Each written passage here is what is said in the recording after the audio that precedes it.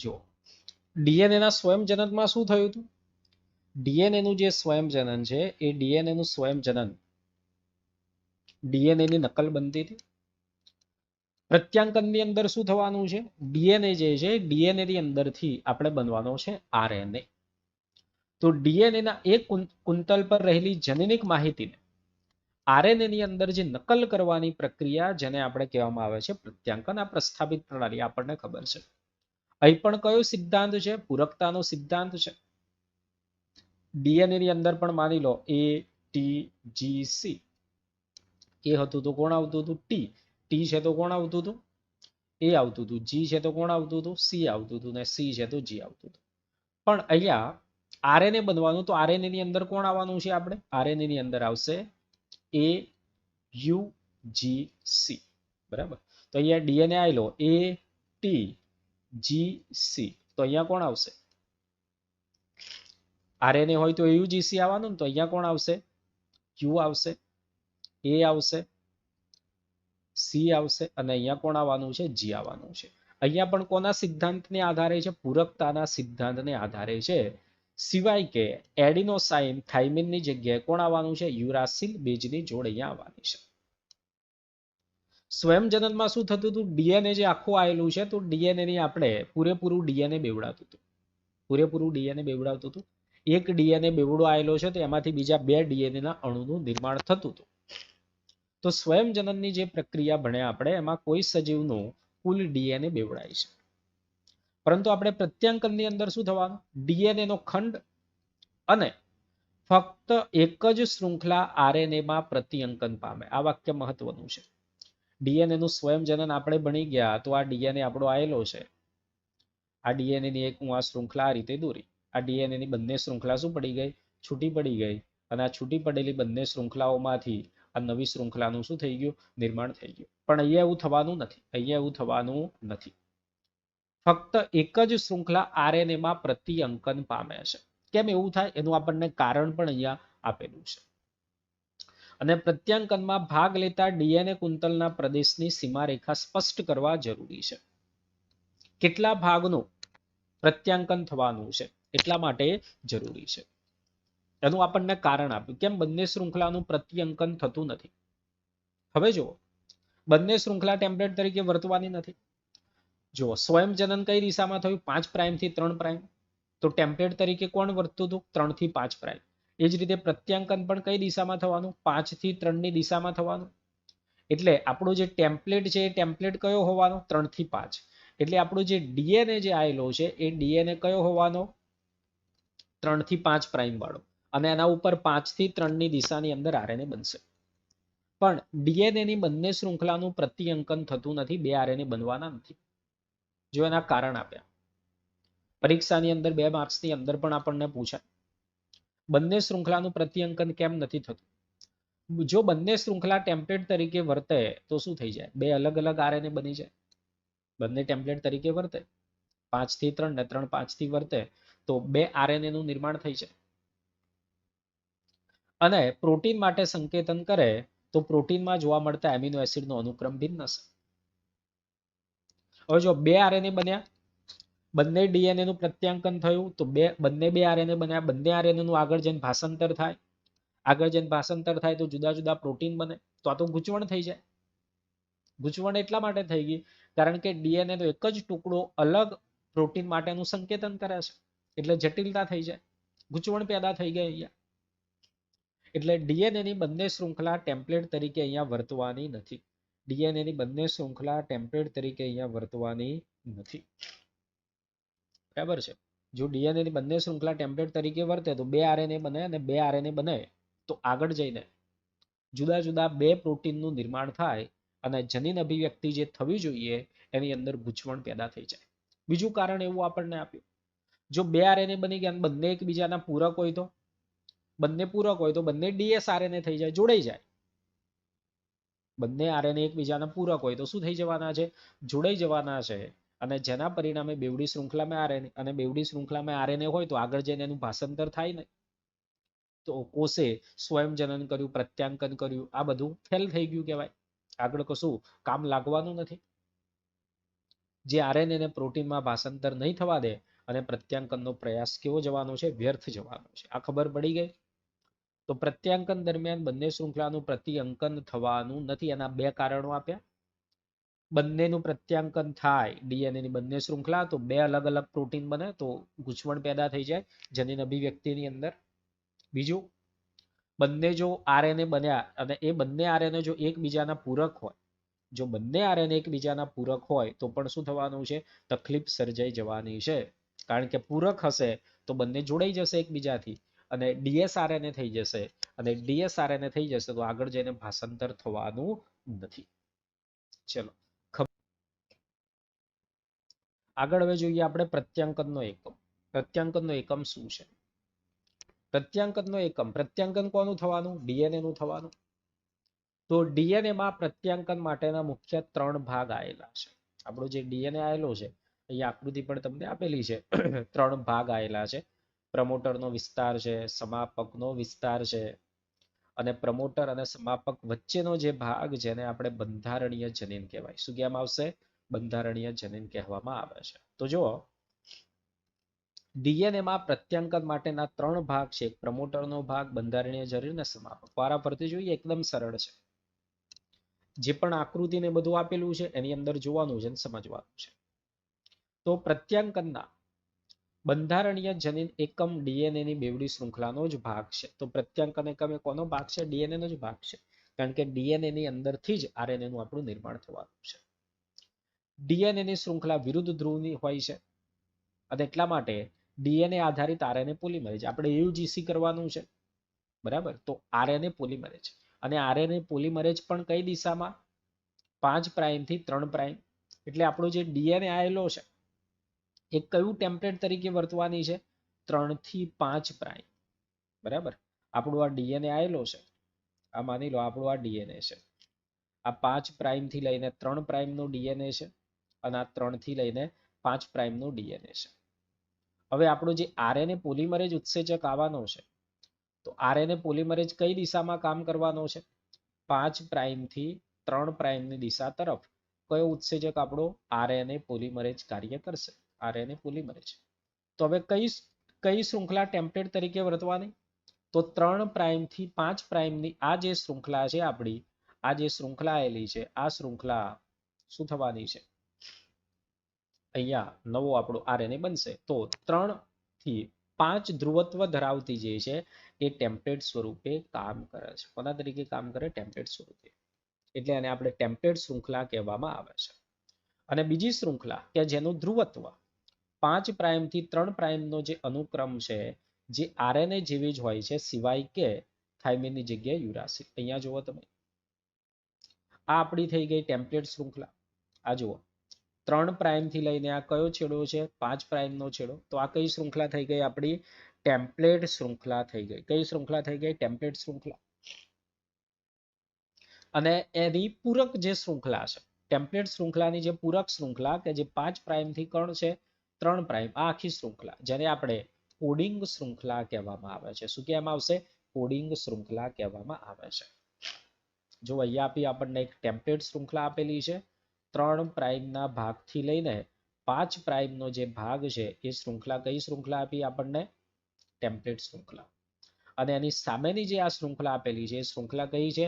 સંકેતનની શૃંખલા છે. ખબર પડી ગઈ? તો જો હવે 5 પ્રાઇમ થી 3 પ્રાઇમ અનુક્રમ જેવી જ છે. બીજી શૃંખલા જે આરએનએ જેવી છે. કેમ આરએનએ જેવી છે? સંકેતનની શૃંખલા કેમ આરએનએ જેવી છે? આ આપણી ટેમ્પલેટ શૃંખલા આવેલી છે, એ છે. તો ડીએનએ ની અંદર એટીજીસી હતું, આરએનએ ની અંદર કોણ આવશે? એ યુ જીસી આવશે. અહીંયા એ છે તો અહીંયા કોણ આવવાનું છે? એ છે તો કોણ આવશે? યુ આવશે. ટી છે તો કોણ આવશે? એ આવશે. બરાબર? જી છે તો કોણ આવશે? સી આવશે. સી છે તો અહીંયા કોણ આવશે? જી આવશે. એ છે તો કોણ આવશે? યુ આવશે. આખી શૃંખલામાં ટી છે તો એ આવશે, જી છે તો સી આવશે, અહીંયા સી છે તો અહીંયા જી આવવાનું છે, એ છે તો કોણ આવશે? યુ આવશે, ટી છે તો અહીંયા એ આવવાનું. આ આપણો આરએનએ બને છે. આ કોણ બને છે? આપણો આરએનએ. 5 પ્રાઇમ થી 3 પ્રાઇમ તરફ કોણ બને? આરએનએ.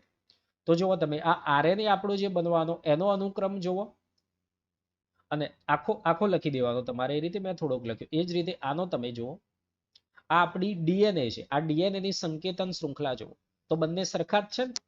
ફરક શું છે? અહીંયા થાઇમિન આવેલું છે, જ્યારે અહીંયા આપણું આરએનએ માં કોણ આવવાનું? યુરાસિલ આવવાનું. એટલા માટે આ વાક્ય લખેલું છે, એટલે કન્ફ્યુઝન થવું જોઈએ નહીં. બીજી શૃંખલા જેને આપણે કહેવામાં આવે છે કોડિંગ શૃંખલા, બરાબર, કે જેનું 5 પ્રાઇમ થી 3 પ્રાઇમ નું ધ્રુવત્વ છે, સિવાય થાઇમિનની જગ્યાએ કોણ આવેલો છે? યુરાસિલ આવેલો છે. થાઇમિનની જગ્યાએ કોણ આવેલું છે? યુરાસિલ આવેલું છે. જે પ્રત્યાંકન દરમિયાન વિસ્થાપિત થઈ જાય છે, જરૂર એની છે નહીં. અને આ શૃંખલા સંકેતન શૃંખલા કહેવામાં આવે છે, જે કંઈ પણ સંકેતન કરતી નથી. બરાબર, આમ તો સંકેતન કરતું હોય તો કહેવાય, પણ અહીંયા કંઈ પણ સંકેતન કરતું નથી. એટલા માટે એને આપણે નામ આપી દીધેલું છે સંકેતનની શૃંખલા. કઈ શૃંખલા આપી? સંકેતનની શૃંખલા. અને બધા જ ઉપરોક્ત બિંદુઓ જે પ્રત્યાંકન એકમનો ભાગ છે, કે જે કોડિંગ શૃંખલાથી બનેલા છે. શેનાથી બનેલા છે? કોડિંગ શૃંખલાથી. જો અહીંયા તમે બંધારણીય જનીનના છેડા પર આવેલા પ્રમોટર અને સમાપક પ્રત્યાંકન એકમ બનાવે. તો બંધારણીય જનીન કઈ જગ્યાએ છે? ટેમ્પલેટ શૃંખલા પર. આખી શૃંખલા અને ટેમ્પલેટ શૃંખલા કયું? સમાપકનો વિસ્તાર અને પ્રમોટર વિસ્તાર, આ વચ્ચેના વિસ્તારની અંદર આટલા ભાગમાં આપણો જે ડીએનએ આવેલો છે, જેને આપણે કહ્યું છે બંધારણીય જનીન. ખબર પડી ગઈ? આખી શૃંખલા જુઓ, આખી જે શૃંખલા છે ઉપર 3 પ્રાઇમ થી 5 પ્રાઇમની આખી શૃંખલા, એ શૃંખલાને શું કહેવામાં આવે? ટેમ્પલેટ શૃંખલા.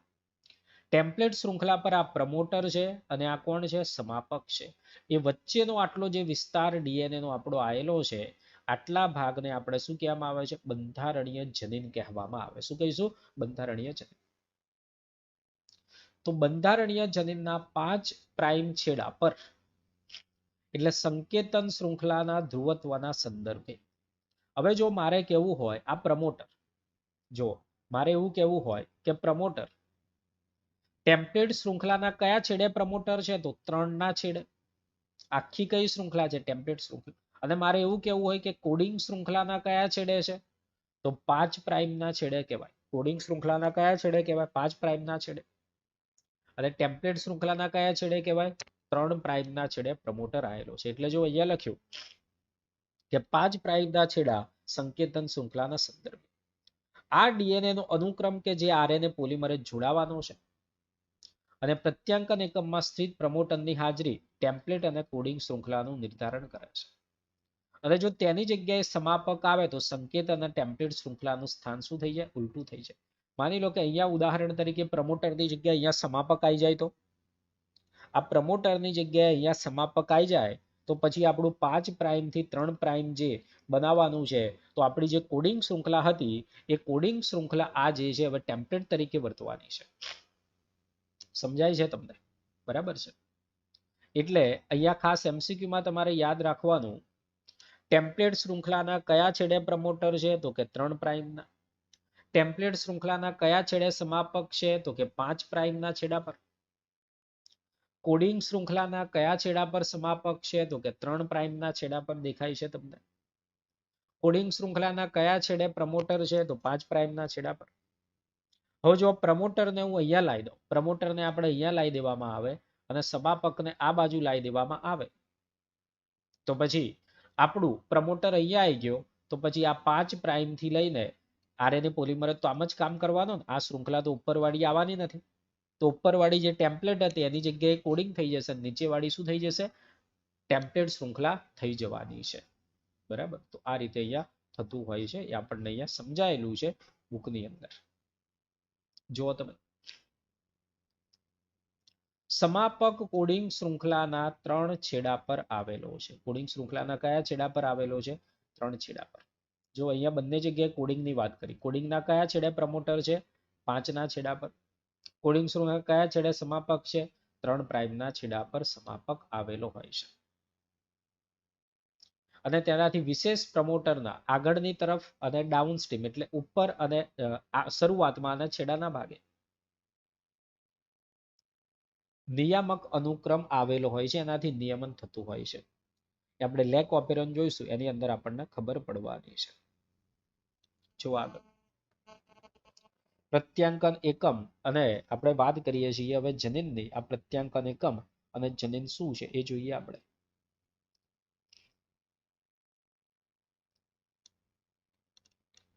જનીન આનુવંશિકતાનો ક્રિયાત્મક એકમ છે, આપણને ખબર છે. જનીન એટલે ડીએનએ નો ભાગ થવા, અને જનીન ડીએનએ ઉપર આવેલા છે. જનીનને ડીએનએ ના અનુક્રમના શબ્દોમાં વ્યાખ્યાયિત કરવું મુશ્કેલ છે. હવે જો ડીએનએ નો અનુક્રમ, ડીએનએ માંથી જનીન અભિવ્યક્તિ થવાની હોય તો ડીએનએ માંથી જનીન અભિવ્યક્તિ થાય તો કેમની થાય? આપણે ડીએનએ માંથી આરએનએ બને અને આરએનએ માંથી આગળ જઈને પ્રોટીનનું નિર્માણ થતું હોય છે. તો હવે ડીએનએ નો અનુક્રમ કે જે ડીએનએ નો અનુક્રમ ટીઆરએનએ બનાવે છે અથવા તો આરઆરએનએ અણુ બનાવે છે, જેને આપણે જનીન વ્યાખ્યાયિત કરવામાં આવે છે. અને વ્યાખ્યા અનુસાર સિસ્ટોન પ્રત્યાંકન એકમમાં બંધારણીય જનીનમાં રહેલો ડીએનએ નો ખંડ. એટલે સિસ્ટોન એ શું છે? ડીએનએ નો ખંડ છે. આ ભૂલ ના થાય. સિસ્ટોન એ શું છે? ડીએનએ નો ખંડ છે. ડીએનએ નો ખંડ છે જેને સિસ્ટોન કહેવામાં આવશે, અને જેની મદદથી પોલીપેપ્ટાઇડનું પ્રત્યાંકન થવાનું છે. સુકોષ કેન્દ્રીય કોષની અંદર મોનોસિસ્ટોનિક હોય છે. એક જ પોલીપેપ્ટાઇડ શૃંખલાનું એ નિર્માણ કરશે તો મોનોસિસ્ટોનિક છે. જ્યારે આદિકોષ કેન્દ્રીય અને બેક્ટેરિયાની વાત કરીએ તો એમાં પોલીસિસ્ટોનિક છે. કોણ છે? પોલીસિસ્ટોનિક છે.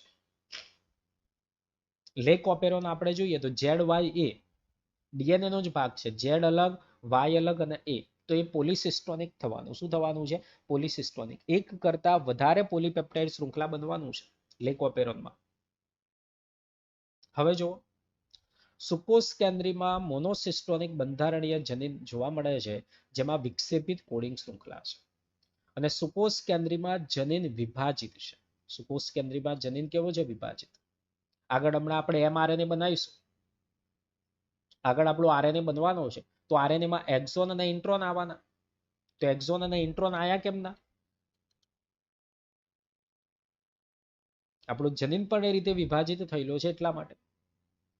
કોડિંગ અનુક્રમ, જે અભિવ્યક્ત અનુક્રમ જેને આપણે એક્ઝોન કહેવામાં આવે, અને એક્ઝોન કે જે પરિપક્વ આરએનએ માં જોવા મળે. જુઓ તમે, સુકોષ કેન્દ્રની અંદર આપણે જટિલતા જોઈશું તો એક્ઝોન આ જોવા મળે છે, વચ્ચે વચ્ચે ઇન્ટ્રોન આવેલા છે. એક્ઝોન ઇન્ટ્રોન, એક્ઝોન ઇન્ટ્રોન આવેલા છે. તો એક્ઝોન ઇન્ટ્રોન બન્યા કેમ ના? આ આપણું ડીએનએ છે ઉદાહરણ તરીકે. એ ડીએનએ માંથી ડીએનએ નો આટલો ભાગ એક્ઝોન બનાવ્યો, ડીએનએ નો થોડોક ભાગ ઇન્ટ્રોન, એક્ઝોન ઇન્ટ્રોન એક્ઝોન બનાવ્યો. એટલે આપણો જનીન કેવો કહેવાય? વિભાજિત કહેવાય. જનીન કેવો કહેવામાં આવે છે? વિભાજિત જનીન તરીકે આપણે એને ઓળખવામાં આવે છે. બરાબર. એટલે એક્ઝોન ઇન્ટ્રોન દ્વારા વિક્ષેપિત થયેલો છે. અને ઇન્ટ્રોન અનુક્રમ પરિપક્વ અથવા પ્રક્રિયા પામેલ આરએનએ માં જોવા મળતા નથી. આગળ જોઈશું સુકોષ કેન્દ્રની જટિલતા એટલે ખબર પડશે. અને ડીએનએ ના ખંડના અર્થમાં વિભાજિત જનીન, સ્પ્લિટ જીન, વિભાજિત જનીન વ્યાખ્યાને જટિલ બનાવી દે છે. કેમ કે જે ડીએનએ છે એ ડીએનએ માંથી જ આરએનએ બન્યો, અને ડીએનએ માંથી જે આરએનએ બનવાનો છે તો આરએનએ માં એક્ઝોન ઇન્ટ્રોન, એક્ઝોન ઇન્ટ્રોન, અને ઇન્ટ્રોન ને તો આપણે દૂર કરી દઈશું, એની અભિવ્યક્તિ થવાની નથી આગળ. એક્ઝોન એક્ઝોન ને જોડી દઈએ છીએ આપણે, અને એ જનીન અભિવ્યક્તિનું નિયમન કરશે. એટલે આખી આ જટિલ બની જાય છે. જનીનની વ્યાખ્યા જટિલ બની જાય છે. આનુવંશિકતા બંધારણીય જનીનના પ્રમોટર અને નિયામકી જે અનુક્રમ છે લેક ઓપેરોનમાં આવશે, એનાથી આપણને ખબર પડશે. નિયમન કરવાનું એ કામ કરશે. લેક ઓપેરોન ભણીશું એટલે આપણને ખ્યાલ આવવાનો છે. ચલો આટલું પહેલા તમને ખબર પડી ગઈ. બરાબર. Our bodies cannot use the food as it is when it enters our digestive system. Break down the need to this region be location. For sins with a promoter containing a region are contained in our DNA. જો આપણો આ DNA આવેલો છે, DNA બાદ જીન આવેલો છે. બરાબર. Nucleotide આવેલા છે અહીંયા બધા ડીએનએ માં, એ તમને ખબર છે. જો પ્રમોટરનો ભાગ આવી ગયો આપણે અહીંયા. બરાબર. ડીએનએ ઉપર આ પ્રમોટરનો ભાગ આવી ગયો. ના કયો ભાગ આવી ગયો? ટર્મિનેટરનો ભાગ આવી ગયો, સમાપકનો ભાગ આવી ગયો. અને એની વચ્ચેનો આટલો આ જો ડીએનએ નો ભાગ આપણો આવેલો છે, બરાબર, એને બંધારણીય જનીનનો ભાગ Genes કહેવામાં આવે also છે. contain regulatory sequences that can be found near the promoter or at a more distant location. For some genes, the encoded RNA is used to synthesize a protein in a process called gene expression.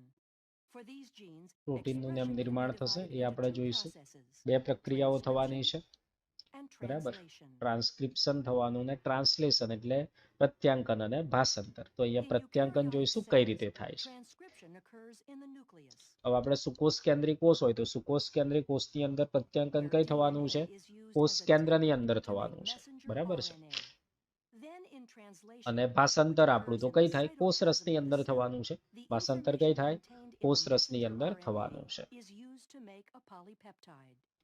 જો હવે તમે During અહીંયા transcription, the DNA in the transcription gene કેમનું is થવાનું used છે, as a template પ્રત્યાંકન to make કેમનું a થવાનું? messenger આ RNA ડીએનએ strand ટેમ્પલેટ તરીકે with the વધશે. help of the enzyme RNA polymerase.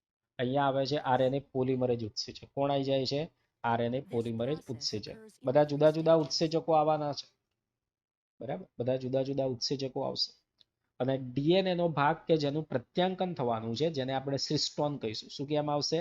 સિસ્ટોન કહેવામાં આવે છે. આરએનએ પોલિમરેજ અહીંયા જુદા જુદા આવશે. આરએનએ પોલિમરેજ 1, 2 અને 3 એ આપણને આગળ આપેલા છે, પ્રત્યાંકન જોઈશું એટલે. Initiation, elongation, and termination. અને 3 તબક્કાની અંદર આખી પ્રક્રિયા આ પ્રત્યાંકનની છે પૂરી થશે. અહીંયા વિડીયો જુઓ, પછી આગળ બુક પ્રમાણે જોઈશું એટલે તમને ખ્યાલ આવી જશે. 3 તબક્કા છે. પ્રારંભ થવાનો છે, પછી ઇલોંગેશન એટલે પ્રલંબન થવાનું છે, બરાબર. અને ત્રીજો તબક્કો ટર્મિનેશન, સમાપ્તિ થવાની છે. During initiation, the promoter region of the gene functions as a recognition site for RNA polymerase જો to આરએનએ bind. પોલિમરેજ અહીંયા પ્રમોટરની જગ્યાએ જોડાઈ જાય છે, બરાબર. આગળ પછી આપણે અલગ અલગ કારક આવશે, રો કારક, સિગ્મા કારક, એની વાત કરીશું.